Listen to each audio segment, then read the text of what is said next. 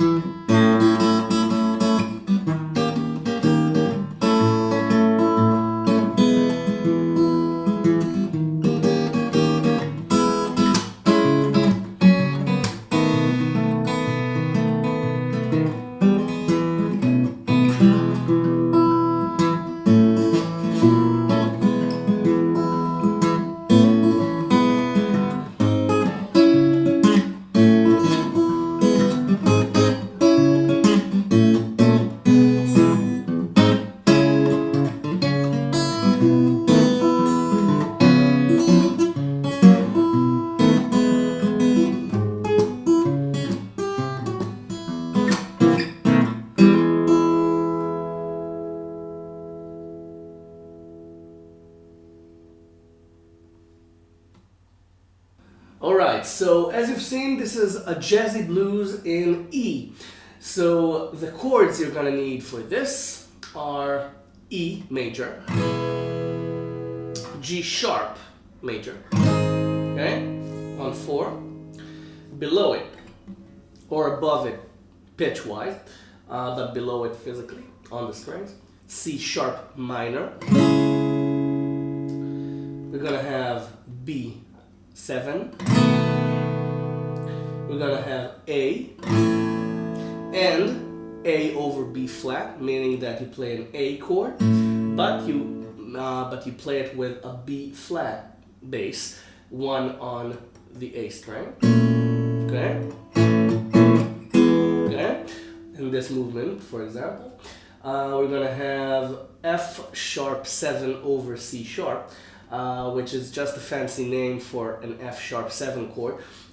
It's F sharp on 2, take the bar off, put your first finger back on the second string on the second fret with the E string open, making this an F sharp 7, but it doesn't have the F sharp bass anymore, so it's got the C sharp bass.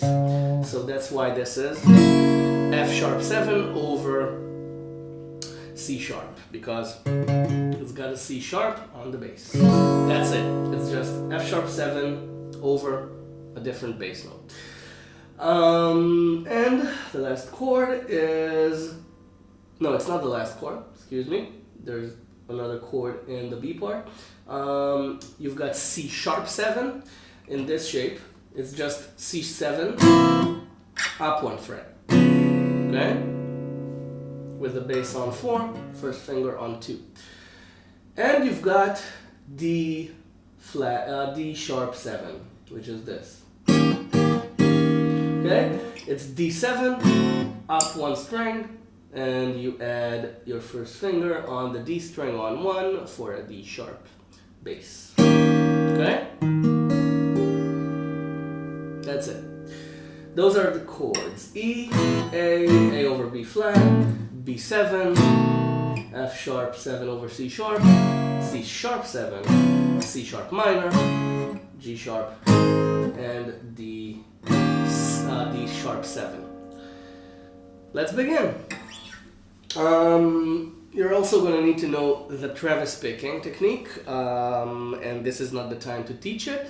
I've got a fingerstyle Travis picking lesson, so you can go watch it. If you don't know how to Travis picking is this. Keeping the thumb going all the time, keeping rhythm, keeping 1, 2, 1, 2, 1, 2 rhythm. If you don't know how to do it, I suggest first you learn the melody, you learn, okay, and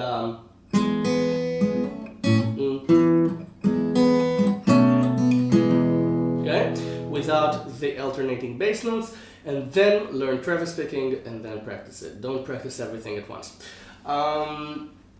You're gonna know need to know Travis picking, and that's it. Let's begin. E major, just the E chord. You play this. Now we're playing the intro. It's this. Okay?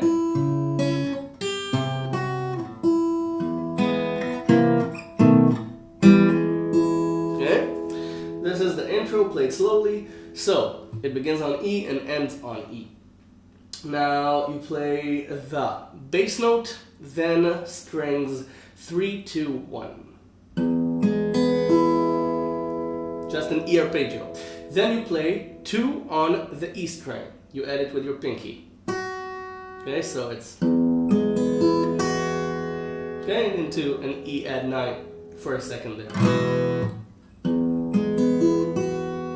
An E add 9 shape. It's still an E chord. The F sharp note is the melody note. So then you do this. Okay? You put your second finger on G sharp, the bass, on 4, on the E string, the E bass, and on the high E string you put on 3, the G note, with your first finger. So it's G and G sharp, and you play them together, and then you play a G sharp note on the high E string on 4. Okay, so it's an approach note. It's G to G sharp. And then you put this on. C sharp on the A bass. It's again on 4. It's below G sharp. And below, again, physically, it's higher, a higher note, pitch-wise. I like to refer to the strings and not to the music. Now, because it's easier, the guitar is a physical instrument. If we were playing saxophone, I would say it's a higher note, you play higher. But now, when I say below it, I mean downwards physically on the strings, okay? So don't get confused. C sharp on 4 on the A string with your third finger. First finger on the second fret on the second string, okay? Playing another C sharp note, a higher C sharp note, so it's a C sharp octave. You play the open E string, then the A string, then the B string. Okay, so it's first string, fifth string, second string. And then it's this. Okay? It's both second and third fingers on 3 on the E string and the A string, the high E string. Okay, so it's just a low C and a high G. Okay, and then you play 2 on the E string. Okay, so it's G to G sharp, to F sharp. Notice that the melody just a minute before, it was less than a second ago when you play it fluently, was G to G sharp. Now it's G to F sharp. So it's chromatic, it's a jazzy flavor. So, okay, you play them together and then you play the F sharp note. And then you do E again and you play the E string, the E bass, then I play both B and G strings. You can just play the B string if you want. Okay, or doesn't matter. I like to harmonize with the G string whenever I can. That's just my little trick of harmonizing stuff. I harmonize with the G string a lot. There are many jokes you can make here. Please don't. And then it's this. Okay, it's just C sharp, C sharp. It's just C7. Got confused with this. I showed you earlier. So it's C7 into B7. Okay, I did not mention the C7 chord because it's a melody chord. It's not supposed to be a excuse me. It's not supposed to be a C7 chord. I just arranged it like that. The melody is okay. It's on B7, but I just took it and made a blues movement out of it because the song is composed as a blues. So on guitar, it sounds better than doing this. Okay, this is not the chord we're going for. This is a B major 7, and it's supposed to be a B7 chord. So this sounds better than this. Okay, because major 7 is mellow, 7 is really tough. So this doesn't work. This works. Okay, because it's a cliche. It's a blues cliche. That's why Randy Newman used it. When it's played with flutes and the piano, it works. When it's played only with one instrument, it doesn't. So we were here. And then C7, you just pick the D, A, and G strings. And then same thing, back one fret to B7. And then I do this.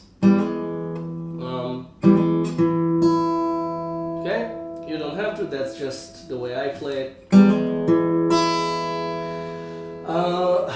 The E chord again, I pick the bass along with the G string and I hammer on the first fret, okay, on the G string, and then I play the D string, and then I play the E string. Okay, so it's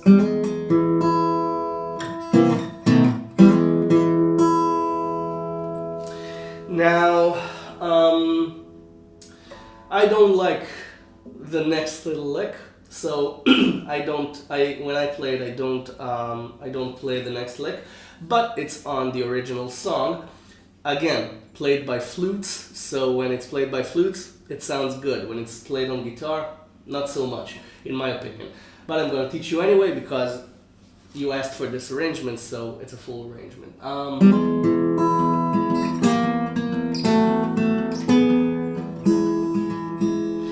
Like that. I haven't found a way to make it sound good as the full orchestral arrangement goes, but it's just, again, a simple chromatic blues lick. This is E. If you take D to 4 instead of 2, it's E. And then it just takes it down one fret, and then down another fret, and then up one fret. So it's D on 4, then on 3, then on 2, then on 3. I don't think it sounds too good on guitar, so I leave it out. I play this. And I play the rest of the bar on E. Now you can play it. If you find a good way to play it, then go ahead. So you can play this.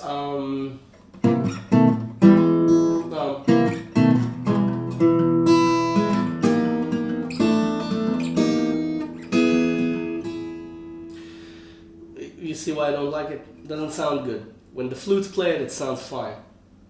I don't know. I don't think it sounds too good.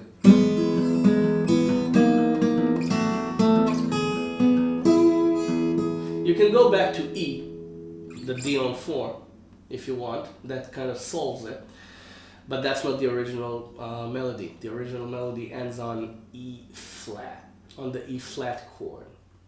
Just hinted by the flutes.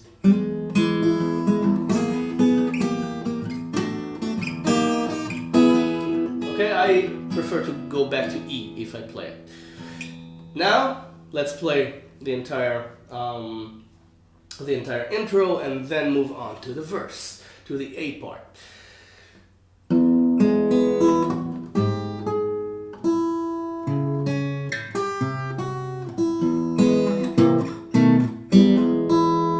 Or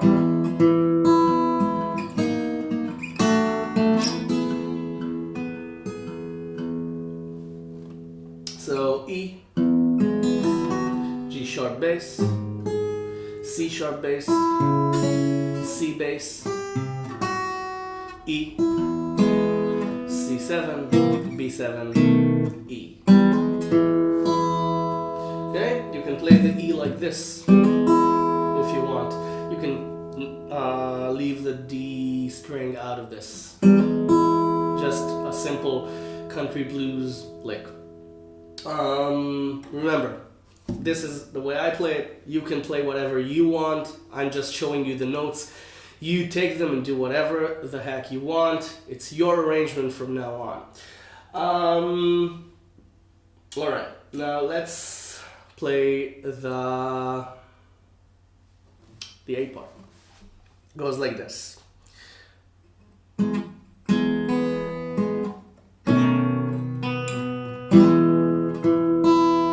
Okay? That's slowly.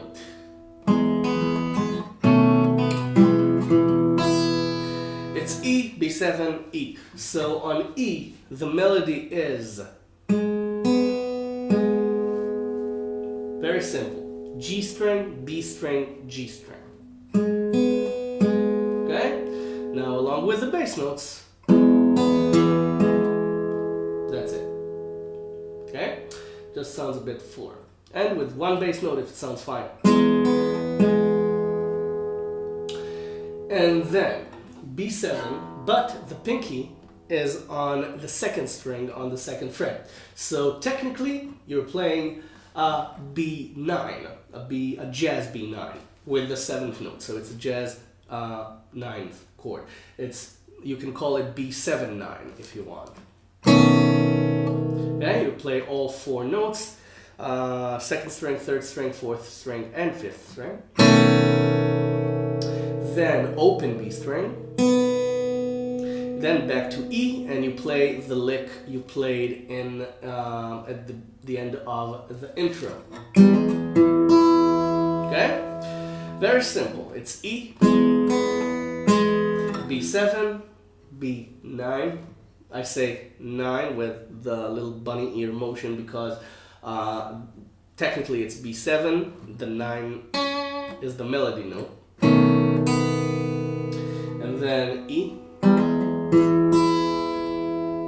Now it's this. Okay? It's A, and you play 2nd string, 1st string, 2nd string. Again, very simple, just playing the chord.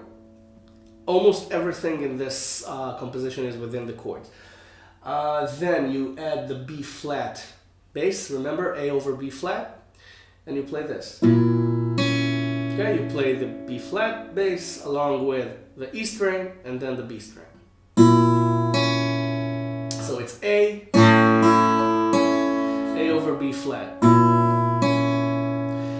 and then E. Again, same lick, the same country lick that I played in the intro, at the end of the intro, the same lick. So far we've got this. A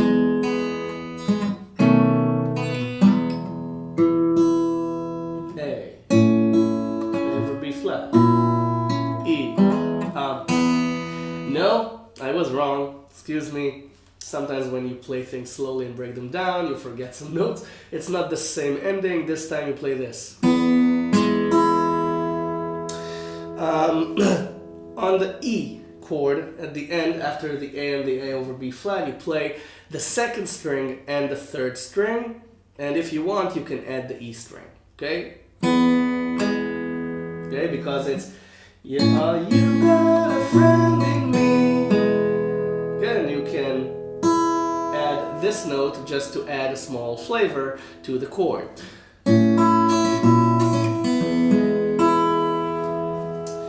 Now this.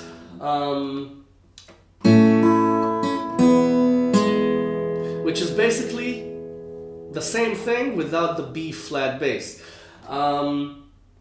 A, again, you play 2nd string, 1st string, 2nd string. Then E, and you play 2nd string, 3rd string. Okay? Basically, same thing you did before. Now, G sharp and C sharp minor. Now, on the G sharp, you play, the melody is the B string twice. So I harmonize with the G string, and of course you play the bass along with the first note. You play them twice.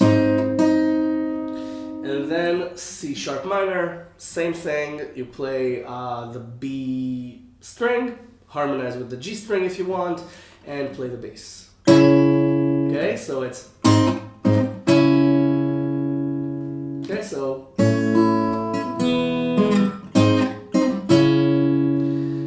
And then A and E again.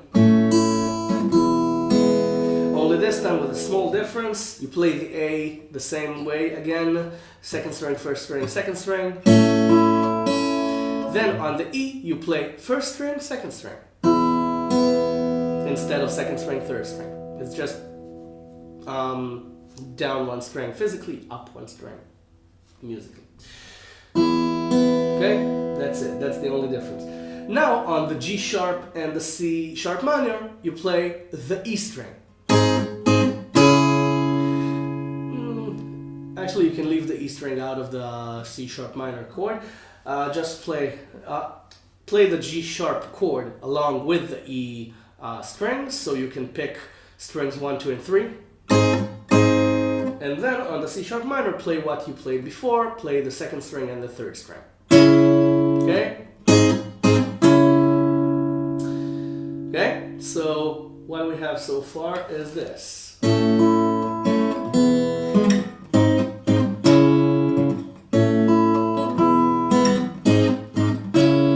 Okay, now comes a really nice line, is this.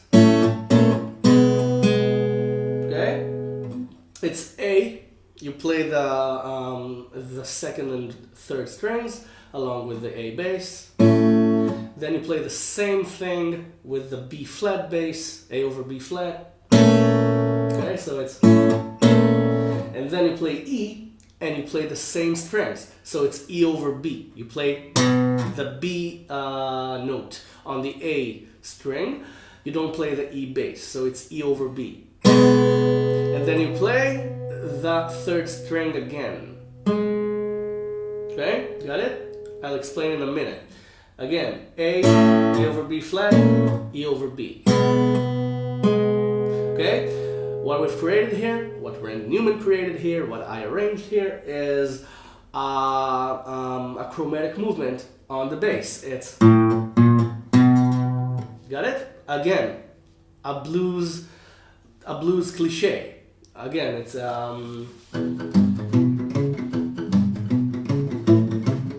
wait for it.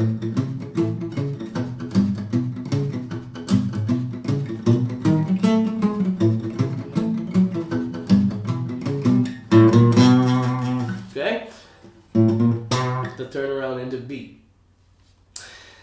That's where he took it from. But it's an ingenious use of that particular bass walk. Okay, now that I explained what I think was Randy Newman's source for this little line, then you play the G sharp and the C sharp minor exactly the same way you played it the last time, with the E string on the G sharp,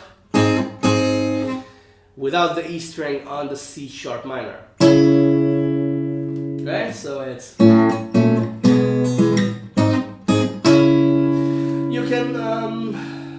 You can also play second string, first string on the G sharp, and then you create this little line.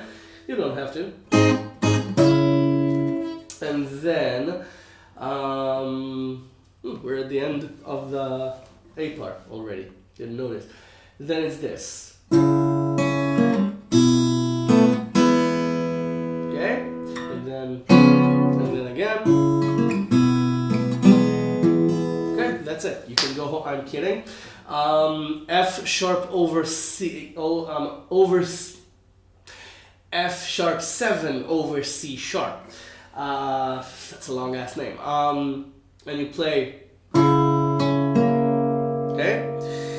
You play the A string, you play the first string, second string, and third string. Then B7 with an open E string, and you play the first string and the second string, and then you play E. You can play the entire chord, you can play the E string alone with the bass. Okay, so the line is. And then you play C sharp 7. Just like C7, up 1 fret, remember? With the bass on 4 on C sharp. And you play strings 2, 3, 4, and 5. Okay? Entire chord. And then again, F sharp 7 over C sharp. Same way. B7 with an open E string. Same way. E with the E string. Same way. And you're done with the A part. And then this again. Okay? So let's play from the top.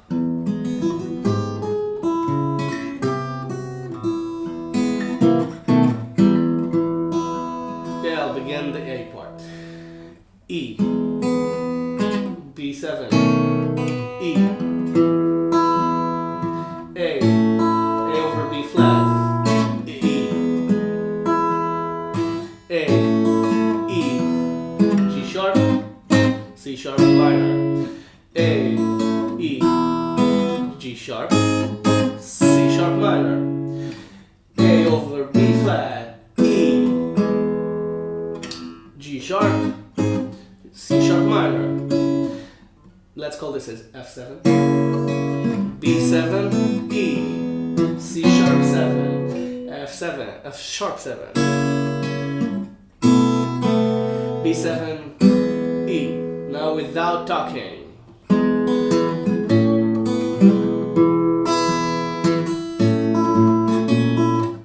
Did I play A in the first line?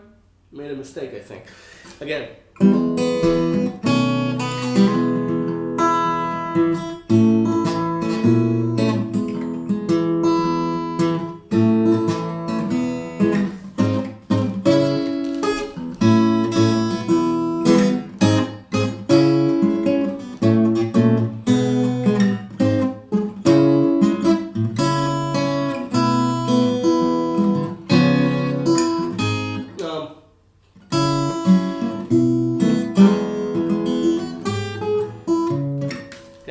Got it? That's the A part, the verse. Now for the B part.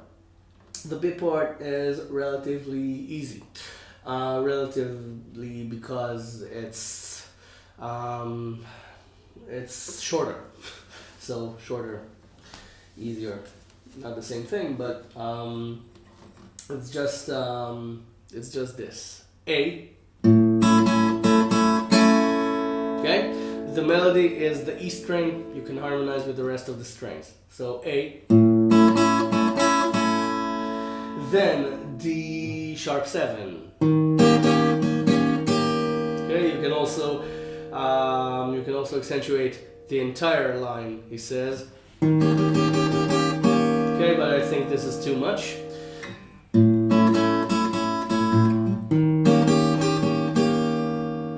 And then A.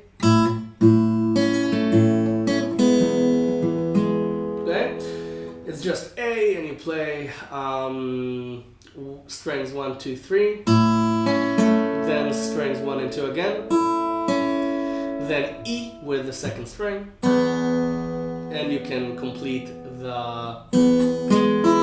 this line, second string, third string, first string. If you want, you don't have to, you can just end on the second string.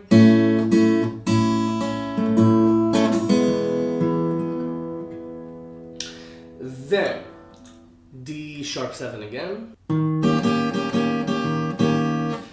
Okay, so it's practically the same as before. And then E, and then C sharp minor.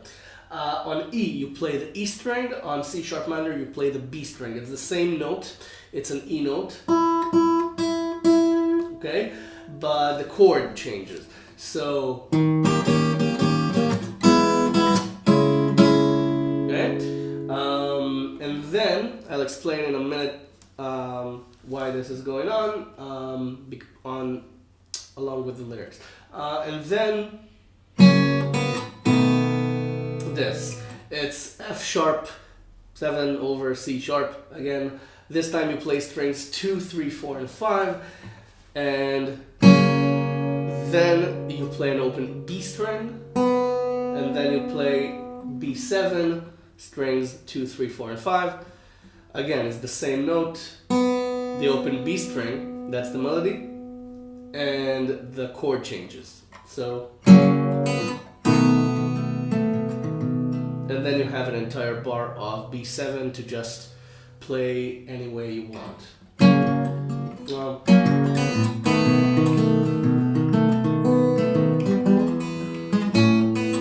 Okay, or okay, just pass it along. Just play arpeggiated in any way that sounds good to you. It doesn't matter what you play. It doesn't matter. So this, okay,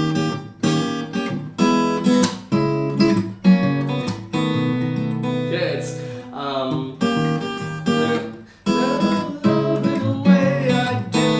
okay, that's the lyrics part. Every time you play an arrangement, it's best if you know the lyrics, because then you know the timing of the line. And some arrangements are difficult, so it helps to know the lyrics, and then you can follow what you're playing. So, A, D sharp 7, A, E, D sharp 7, E, C sharp minor, F sharp 7, the long chord name, B7. Okay? Got it? And then this again. And you're done. You're done with this arrangement of You've Got a Friend in Me. We haven't forgotten anything. No, we covered it all. So, before you go, please subscribe to my channel if you haven't already. I've got a ton of lessons already up there, and I take requests, as you see. And I try to make the best arrangements I can and the best lessons I can, and everything is for free and will always be free. All I ask in return is for you to share the lessons and let your friends, family, dogs, there's a second dog right here behind me, your enemies, your imaginary friends, your cousins, your, I don't know, pen pals. Just tell them about LickNRiff this so they can learn guitar as well. Go to the website, download the tab, and there's a donation button if you want to give something back for the lessons. I'd be very grateful for any donation. Everything goes back to LickNRiff, to making time for these lessons. It takes time to shoot them, to edit, to make the arrangements, to practice the arrangements. Everything takes time, and the more donations, the more time I can make to make lessons, and it's my goal to make lessons every single day because I love doing this, and that's my passion. I love teaching guitar. So if you can help me with that, I'd be grateful. If not, I'd be grateful for any way you can help with LickNRiff, mainly letting people know that it exists. You go practice this, get it under your fingers, and enjoy, enjoy, enjoy. That's the best way to learn. If you enjoy what you're playing, then you'll be playing it in no time. So have fun, and let me know how it goes. And I'll see you the next lesson. Thank you very much for watching.